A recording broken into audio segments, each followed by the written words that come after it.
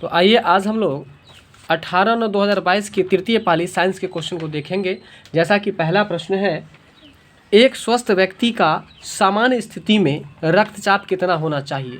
मतलब ये हुआ कि अभी आपको कोई प्रेशर नहीं है, कोई दबाव नहीं है, कोई टेंशन नहीं है, तो इसका मतलब है कि आप सामान्य स्थिति में अभी आप नॉर्मल स्थिति में हैं। तो नॉर्मल स्थिति में जब आप रहेंगे तो आपका बीपी यानी कि ब्लड प्रेशर, बीपी का फुल फॉर्म ब्लड प्रेशर, और ब्लड प्रेशर का हिंदी रक्तचाप या रक्तदाब कितना होना चाहिए, तो 120/80, यानी कि ऊपर वाला जो होना चाहिए वो 120 और नीचे वाला जो होना चाहिए 80 होना चाहिए। याद रखिएगा, अगर आपके घर में किसी को किसी तरह का दिक्कत हो, अब बीपी जांचने वाले जब डॉक्टर आए तो उनके मशीन में आप गौर कीजिएगा 120 और 80 है कि नहीं। अगर कम है या ज़्यादा है तो इसका मतलब है कि वह बीमार है। वो क्या है? बीमार है। तो याद रखिए, एक स्वस्थ व्यक्ति होने के लिए, एक स्वस्थ व्यक्ति के लिए कितना बीपी होना चाहिए? 120/80। बीपी का full form blood pressure, Hindi रक्तचाप या रक्तदाब। वेरी गुड, बताएंगे। अगला प्रश्न है, मानव युग्मनज। युग्म का मतलब क्या होता है?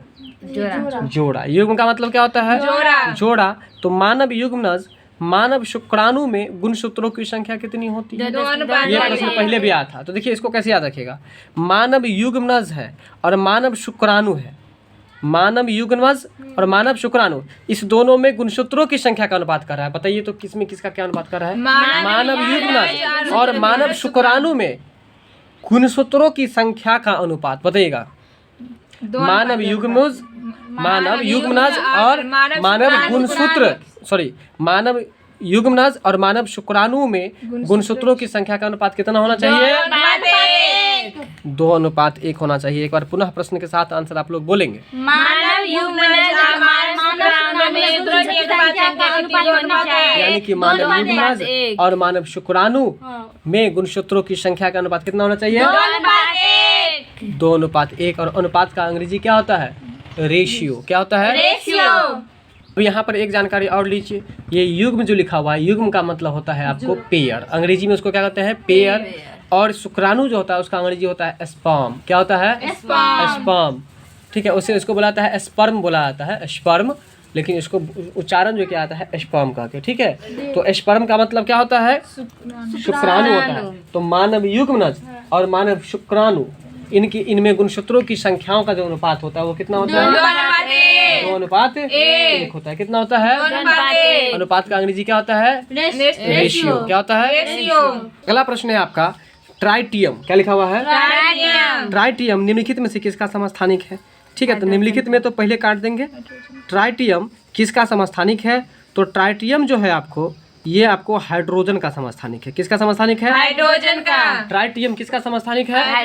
हाइड्रोजन का है। देखिए बताते हैं, हाइड्रोजन बम, हाइड्रो बम जो हम लोग फोड़ेंगे तो पहले ट्राई करते हैं, धीरे धीरे माचिस जला लेते हैं और ट्राई करते हैं, फिर भागते हैं, जलाते हैं, फिर भागते हैं। तो हाइड्रोजन बम से डर होता है ना, तो पहले इसलिए हम लोग पहले क्या करेंगे? पहले ट्राई करेंगे। पहले क्या कर लेंगे? ट्राई करेंगे। तो इसलिए याद कर कि ट्राइटियम जो है वो किसका समस्थानिक है? ट्राइटियम किसका समस्थानिक है? हाइड्रोजन का है। ट्राइटियम किसका समस्थानिक है? हाइड्रोजन का। तो बताइए कार्बन का संकेत क्या होगा? C। और ऑक्सीजन का O2। और हाइड्रोजन का H2। यूरेनियम का U। अगला प्रश्न है, किसी कार का, ये प्रश्न तो आप लोगों को आना चाहिए, किसी कार का, ये हम बताए थे, कोई भी गाड़ी रहे या कोई भी मतलब आपको वाहन रहे, अग्रदीप है। जरा दिमाग लगाइए, अग्रदीप का मतलब क्या हुआ? आगे वाला जो लाइट होता है उसको अग्रदीप कहते हैं। तो अग्रदीप में यानी कि इसको अंग्रेजी में हम क्या कहेंगे?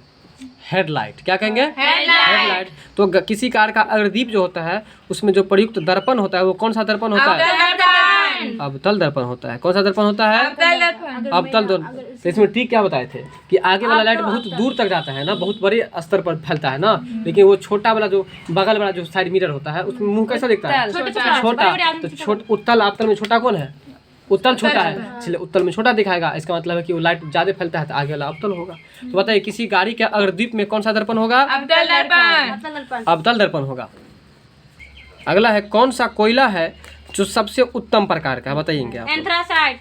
कौन सा कोयला है जो सबसे उत्तम, उत्तम का मतलब सबसे अच्छा अच्छा, तो सबसे अच्छा जो है आपको एंथ्रासाइट है, जिसमें 90 से 95% जो है सो कार्बन की मात्रा पाई जाती है और उसमें धुआं कम निकलता है और ताप ज्यादा निकलता है। बात समझ गए, इसलिए उसको उत्तम प्रकार का कोयला कहा जाता है। सबसे निम्न प्रकार का कोयला बताइए।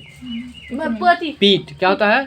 दूसरे स्थान पर कौन आता है? देखिए दूसरे B2 है तो 2 मतलब 2, तो 2 इसलिए दूसरा स्थान पर क्या आता है?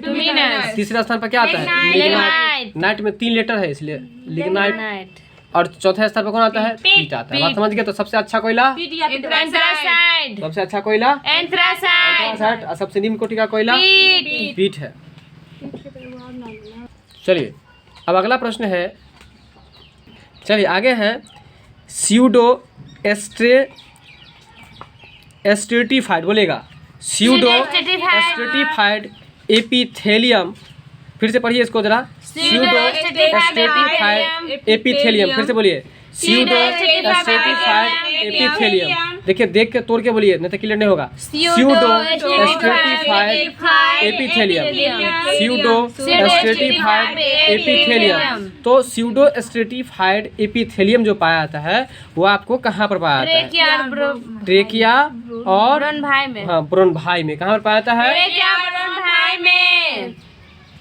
तो यहाँ पर सबसे पहले आप लोग सुधार कर लीजिए, ये ब्रोनभाई जो लिखा हुआ था, ब्रोनभाई नहीं होगा, यहाँ पर क्या होगा? ब्रोनकाई होगा। क्या होगा? पहला वर्ड, ठीक है, पहला इसको मिस्टेक है।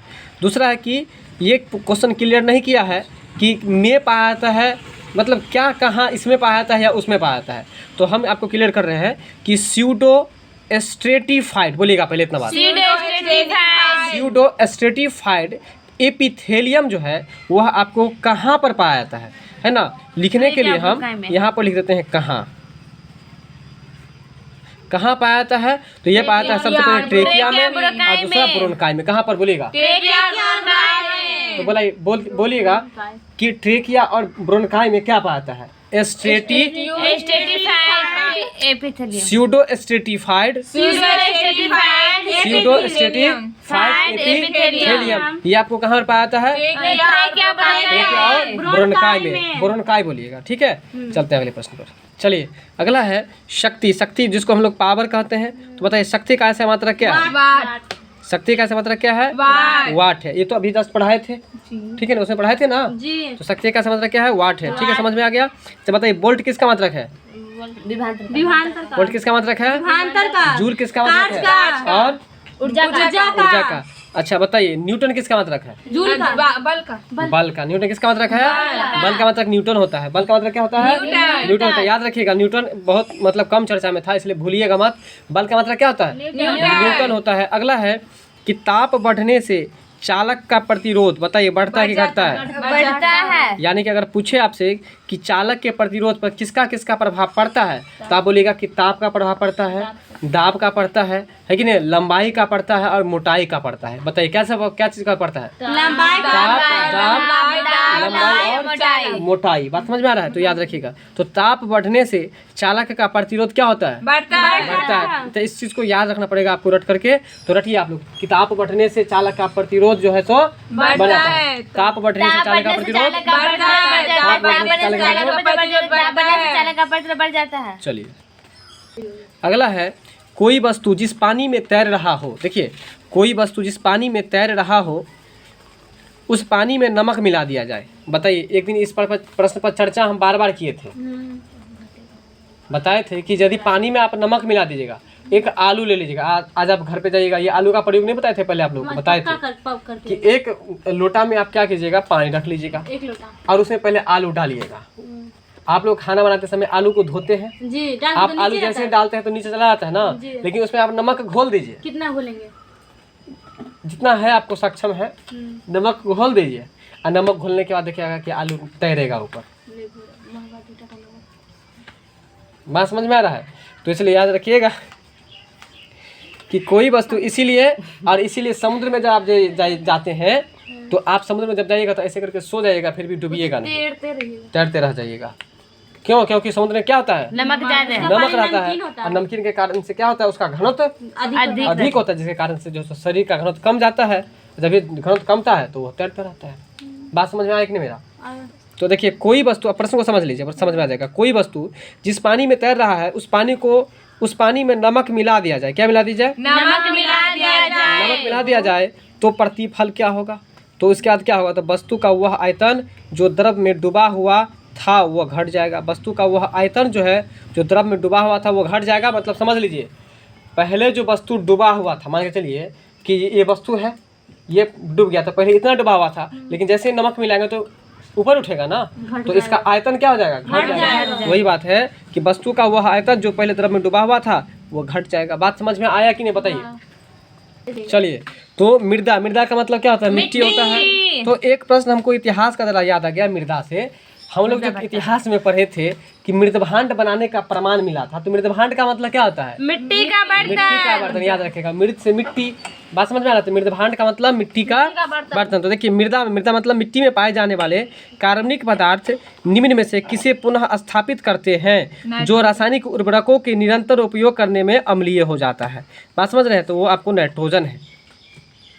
देखिए यहाँ पर एक बात याद रखिएगा, मृदा में पाए जाने वाले कार्बनिक पदार्थ निम्न में से किसे पुनः स्थापित करते हैं जो रासायनिक उर्वरकों के निरंतर उपयोग में करने से अम्लीय होता है। देखिए रासायनिक उर्वरक का बात जब भी हो तो याद रखिएगा उस परिस्थिति में आप उसका आंसर क्या मारिएगा? नाइट्रोजन। बताइए, रासायनिक उर्वरक का मतलब क्या होता है? खाद। खाद्य नहीं, खाद मतलब हो गया खाने वाला पदार्थ, है ना।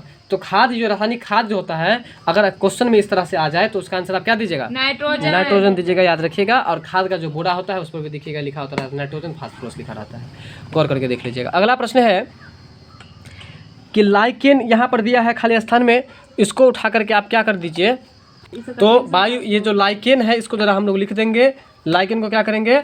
लिख देंगे। तो लाइकेन जो है आपको वायु प्रदूषण संकेतक पौधे हैं, याद रखिएगा। लाइकेन जो है, देखिए लाइकेन के बारे में बहुत अच्छा चीज़ है। लाइकेन जो है वह वायु प्रदूषण संकेतक पौधे हैं। यानी कि लाइकेन पौधा जो है, देखिए अब यहाँ लाइकेन के बारे में ज़रा हम समझते हैं। लाइकेन जो है वह वायु प्रदूषण संकेतक पौधा है। अगर आपसे पूछे कि वायु प्रदूषण का संकेत देने वाला पौधा कौन सा है? लाइकेन। बात समझ गए अब? मतलब वायु प्रदूषण का संकेत देगा आपको वो पौधा। कौन पौधा? लाइकेन। बात समझ रहे कि नहीं? अगर आपसे पूछे कि वायु प्रदूषण का संकेत देने वाला पौधा कौन सा है? लाइकेन है। ठीक है, वायु प्रदूषण का संकेत देने वाला पौधा कौन सा है? तो लाइकेन है। ठीक है, तो बताइए वायु प्रदूषण संकेतक पौधे कौन से हैं? तो लाइकेन है। वायु प्रदूषण संकेतक पौधे कौन से हैं? लाइकेन है। अब अगला प्रश्न है आपका ब्यूटेन। ब्यूटेन जो है जिसका सूत्र क्या होता है? यहाँ एक प्रश्न यहाँ से सीखिए, ब्यूटेन का सूत्र क्या होता है? और ब्यूटेन जो होते हैं उसमें कितने सहसंयोजी बंधन होते हैं? बताइए। 13 सहसंयोजक बंधन होते हैं। कितने सहसंयोजक बंधन होते हैं? 13 सहसंयोजक बंधन होते हैं। तो बताइए, अगर आपसे एक प्रश्न पूछे हम कि वायु प्रदूषण को इंडिकेट करने वाला पौधा, बहुत अच्छा। दूसरा है कि ब्यूटेन का सूत्र क्या होगा? चलिए अब है कि ब्यूटेन जो है C4H10, इसमें कितने सहसंयोजी बंधन है? तो इस प्रश्न को आप लोग याद रखिएगा कि ब्यूटेन जो है इसके अनुसूत्र CH410 होता है और इसमें जो है आपको सहसंयोजी बंधन जो होते हैं वह 13 होते हैं। क्या होते हैं? 13 होते हैं। प्रकाश श्वसन में भाग लेने वाले कोशिकांग कौन से? देखिए प्रकाश श्वसन में भाग लेने वाले कोशिकांग को तोड़ेंगे तो क्या होगा? कोशिका का अंग, यानी कि कोशिकांग। तो प्रकाश श्वसन में भाग लेने वाले कोशिकांग जो है वो कौन से हैं? क्लोरोप्लास्ट है, पेरोक्सीसोम और माइटोकॉन्ड्रिया है। देखिए इस प्रश्न को भी आपको याद ही रखना पड़ेगा, ये सब रटने वाला प्रश्न है। प्रकाश श्वसन में भाग लेने वाले कोशिकांग कौन से हैं? क्लोरोप्लास्ट। तो प्रकाश श्वसन में भाग लेने वाले कोशिकांग बताएंगे आप लोग? क्लोरोप्लास्ट, पेरोक्सीसोम और फिर से बताइए। क्लोरोप्लास्ट, पेरोक्सीसोम और माइटोकॉन्ड्रिया। अच्छा, प्रकाश श्वसन में भाग लेने वाला यह एक कोशिकांग है। यानी कि प्रकाश श्वसन का मतलब क्या हुआ तो समझ लीजिए। प्रकाश श्वसन का मतलब प्रकाश संश्लेषण की क्रिया होती है ना, तो उसमें जब पौधे सांस लेते हैं तो जैसे आप जो सांस लेते हैं आपके अंग का नाम क्या है? नाक। ठीक है, तो उसी तरह से आपको जो पौधे जो प्रकाश संश्लेषण की क्रिया में जो श्वास लेते हैं, श्वास जो लेते हैं, उसमें कौन कौन सा अंग भाग लेता है वो पूछ रहा है। प्रश्न समझे? पहले ये बताइए, प्रश्न समझे कि नहीं आप? पौधा जो सांस लेता है नाक से, हाँ, उसी तरह से पेड़ पौधा सांस लेता है, वो किस अंग से लेता है? तो बोलिए, पहले क्लोरोप्लास्ट से, पेरोक्सीसोम से और माइटोकॉन्ड्रिया से लेता है। 3 चीजें सांस लेता है। बात समझ में आ गया? चलिए अगला प्रश्न है आपका, जब किसी वस्तु को हवा में ऊपर की ओर फेंका जाता है ना, जब किसी वस्तु को हवा में ऊपर की ओर फेंका जाता है तो वस्तु के द्वारा तय पथ जो होता है, पथ का मतलब बताइएगा आप लोग। रास्ता। पथ का मतलब क्या है? रास्ता। ठीक है, तो जब किसी वस्तु को हवा में ऊपर की ओर फेंका जाता है, जब किसी वस्तु को हवा में ऊपर की ओर फेंका जाता है तो वस्तु के द्वारा तय किया गया जो पथ होता है, जरा ध्यान दीजिएगा, हम ऐसे फेंकते हैं और फेंकने के बाद फिर वो नीचे आता है। ठीक है, तो कैसे आता है आप लोग जरा गौर कीजिएगा। क्या वो गोल बनता है ऐसे? नहीं, लेकिन ऐसे जरूर आता है, ऐसे जाता है और ऐसे आता है। तो उसको क्या कहा है? देखिए, उसको कहते हैं परवलयाकार। क्या कहता है? जैसे हम किसी वस्तु को ऐसे फेंके, ऐसे इधर की ओर फेंके, किधर की ओर फेंके, जैसे ये वस्तु है, इसको हम लोग क्या किए, ऐसे फेंके, इधर की ओर फेंक रहे हैं। ठीक है, ऊपर की ओर। तो ऐसे फेंकेंगे ना तो ये ऐसे आकर के गिरेगा। ठीक है, तो इसको हम लोग क्या बोलते हैं? परवलयाकार बोलते हैं। क्या बोलते हैं? परवलयाकार। बताइए, जब किसी वस्तु को हवा में ऊपर की ओर फेंका जाता है तो वस्तु के द्वारा तय की गई दूरी जो होगा वो कौन सा आकार का होगा? परवलयाकार का होगा। ठीक है, अगला प्रश्न है, बाहरी विलयन होने पर कोशिका का आयतन बढ़ जाता है। देखिए, बाहरी विलयन होने पर किसका आयतन बढ़ जाता है? कोशिका का आयतन बढ़ जाता है। तो वो क्या है आपको? हाइपोटोनिक्स। देखिए, तो बाहरी विलयन होने पर कोशिका का आयतन बढ़ जाता है, तो इसे हम लिख देते हैं, इसे क्या कहते हैं? आप लोग लिख लीजिए सभी लोग, इसे क्या कहते हैं? क्वेश्चन कुछ अधूरा है, इसमें लिख लीजिए आप लोग, इसे क्या कहते हैं? बाहरी विलयन होने पर कोशिका का आयतन बढ़ जाता है तो इसे क्या कहते हैं? हाइपोटोनिक। तो इसे हम लोग हाइपोटोनिक कहते हैं। तो इस प्रश्न को आपको रटना पड़ेगा, तो रटिए मेरे साथ। बाहरी विलयन होने पर कोशिका का आयतन बढ़ जाता है तो इसे हाइपोटोनिक कहते हैं। चलिए आगे है, द्रव की सतह पर वाष्पीकरण होता है। एक चीज वाष्पीकरण से मुझे याद आ गया, बताएंगे कि वाष्पीकरण क्रिया के दौरान वस्तु ठंडी हो जाती है। सही बात है, और इसका प्रयोग भी बता दिए थे आप लोगों को। जब खाना बना कर रख देते हैं और ढकना को हटाते हैं तो क्या होता है? ठंडा हो जाता है, यानी कि वाष्पीकरण की प्रक्रिया चालू हो जाती है और वो वस्तु ठंडा हो जाता है। बात समझ में आ रहा है? अगला है, द्रव की सतह पर वाष्पीकरण होता है। द्रव की सतह पर क्या होता है? वाष्पीकरण होता है क्योंकि सतह पर मौजूद कण, देखिए, द्रव की सतह पर वाष्पीकरण होता है क्योंकि सतह पर मौजूद कण जो है आपको हवा के कणों के साथ अधिक बल से खींचे जाते हैं। तो द्रव की सतह पर वाष्पीकरण होता है क्योंकि सतह पर मौजूद कण जो होते हैं हवा के कणों के साथ अधिक बल से खींचे जाते हैं, है ना? हवा के कणों के साथ अधिक बल से खींचे जाते हैं। बात समझ में आया? द्रव की सतह पर वाष्पीकरण होता है। द्रव की सतह पर क्या होता है? वाष्पीकरण होता है। क्यों होता है? क्योंकि सतह पर मौजूद कण जो होते हैं हवा के कणों के साथ अधिक बल से खींचे जाते हैं। मतलब समझ लीजिए क्वेश्चन को, आप गर्म पानी कीजिए, गर्म का पानी करने के बाद आप उसको ठंडाने की जरूरत होती है, आप क्या करते हैं? उसमें हवा देते हैं। हवा क्यों देते हैं? कि हवा देने से हवा के कणों के साथ, हवा का जो कण होगा उसके साथ अधिक बल से खींचे जाते हैं। क्या खींचे जाते हैं? तो द्रव की सतह पर वाष्पीकरण जो होता है, क्यों होता है? क्योंकि सतह पर मौजूद जो कण होते हैं, द्रव की सतह पर जो कण मौजूद होते हैं वह हवा के कणों के साथ बाहर निकल जाते हैं। इसलिए हम लोग पानी जो गर्म हो जाता है, हम लोग जो ये ऐसे ऐसे उसको ये करते हैं, क्या करते हैं? पंखा जो डुलाते हैं, तो इससे क्या होता है? प्रश्न को समझ लीजिए, याद नहीं करना पड़ेगा। प्रश्न को समझो, याद नहीं करना पड़ेगा। जब वस्तु गर्म होता है, गर्म होने के बाद इसको पंखा से डुलाते हैं, पंखा से हम इसको ऐसे ऐसे करते रहते हैं, तो ऐसे करने से ठंडा हो जाता है ना। क्यों? क्योंकि द्रव के सतह पर जो मौजूद कण होता है, किस पर? द्रव के सतह पर जो मौजूद कण होता है, जैसे हंडी सब में या लोटा में है ना, तो उसके सतह पर जो मौजूद कण होता है वो कण हवा के कण के साथ बाहर निकल जाता है। अब समझ में आया? और इसीलिए आपका पानी क्या होता है? जल्दी से ठंडा हो जाता है। यही प्रश्न था। बताइए, ये प्रश्न जाना पहचाना अपने दैनिक जीवन में यूज होने वाला था था कि नहीं? लेकिन हम लोग जानते इस बात को नहीं थे। तो आप आज से याद रखेंगे, जब हम लोग हवा इसमें डुलाते हैं तो ऐसा ठंडा क्यों होता है? क्योंकि द्रव की सतह पर जो कण होता है मौजूद वह आपको हवा के माध्यम से बाहर खींचा जाता है, जिसके कारण से पानी ठंडा हो जाता है और वाष्पीकरण की क्रिया चलती रहती है। आइए, निम्नलिखित में कौन सा ओजोन परत का मुख्य कार्य है? ओजोन परत पढ़ाए थे आज ओजोन का क्वेश्चन। तो ओजोन परत का मुख्य कार्य जो है पता थे ना, पराबैंगनी किरणों को रोकता है। और ये भी चर्चा किए थे कि पराबैंगनी किरण का अंग्रेजी क्या होता है? अल्ट्रा वायलेट किरण बोले थे कि नहीं बोले थे? Ultra violet rays. तो वही बात कह रहा है कि ओजोन परत का काम क्या है। तो आज जो पढ़ाए हैं उसमें से कितना क्वेश्चन मिल गया? सेम टू सेम 2 क्वेश्चन कि अल्ट्रा वायलेट किरण को सीमित मात्रा में आने देना, यानी कि बहुत कम मात्रा में धरती पर आने देता है ना, अधिक मात्रा को वह अपने पास बेचारा अवशोषण कर लेता है, रोक करके रख लेता है। कौन? ओजोन परत। कौन किरण को? पराबैंगनी किरण को। पराबैंगनी किरण का हिंदी क्या, अंग्रेजी क्या होता है? Ultra violet rays. Ultra violet rays कहिए, रे मतलब किरण होता है, RAY रे, रे मतलब किरण होता है, नहीं तो किरण कहिए, ठीक है। तो याद रखिएगा कि ओजोन परत का काम क्या है? अल्ट्रा वायलेट किरण को धरती पर आने से रोकना या धरती पर सीमित मात्रा में आने देना। सीमित का मतलब बहुत कम मात्रा में। ठीक, चलिए अगला है अयस्क। अयस्क जो होता है वो किसका मिश्रण होता है बताइए? धातु का। अयस्क किसका मिश्रण होता है? तो धातु और अधातु दोनों का मिश्रण होता है। मेटल और नॉन मेटल का। मेटल और नॉन मेटल का। तो अयस्क किसका मिश्रण होता है? मेटल और नॉन मेटल का। अयस्क किसका मिश्रण होता है? धातु और अधातु का मिश्रण होता है। चलिए अगला है कि किसी वस्तु का द्रव्यमान 20 किलोग्राम है। और एक चीज बताइए, द्रव्यमान का मात्रा क्या होता है? किसी वस्तु का द्रव्यमान 20 किलोग्राम है, यह वजन बराबर होगा तो 196 × 10⁵ डाइन। ठीक है, तो ये जो है यहाँ नॉमेरिकल है, इसको हम लोग छोड़ देंगे। वैसे एक चीज़ सीखेंगे, डाइन जो है, डाइन किसका मात्रक है? तो याद रखिएगा, बल का मात्रक आप न्यूटन बताए थे ना, लेकिन बल का ऐसा मात्रक है न्यूटन, लेकिन बल का सीजीएस मात्रक पूछेगा तो डाइन होता है। बल का सीजीएस मात्रक डाइन, बल का सीजीएस मात्रक डाइन होगा। और आज का हमारा लास्ट प्रश्न है कि निम्नलिखित में से इसको कट कर देंगे, कौन सूचक की तरह इस्तेमाल नहीं किया जाता? देखिए, सूचक की तरह कौन इस्तेमाल नहीं किया जाता है?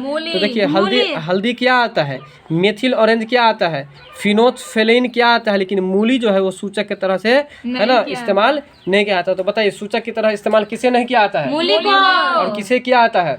हल्दी, मेथिल ऑरेंज और फेनोल्फथालीन का। ठीक है, चलिए बहुत बहुत धन्यवाद कि आप लोग इतना अच्छा साथ दिए मुझे, है ना। वीडियो अच्छी लगी हो तो लाइक शेयर सब्सक्राइब जरूर कीजिएगा।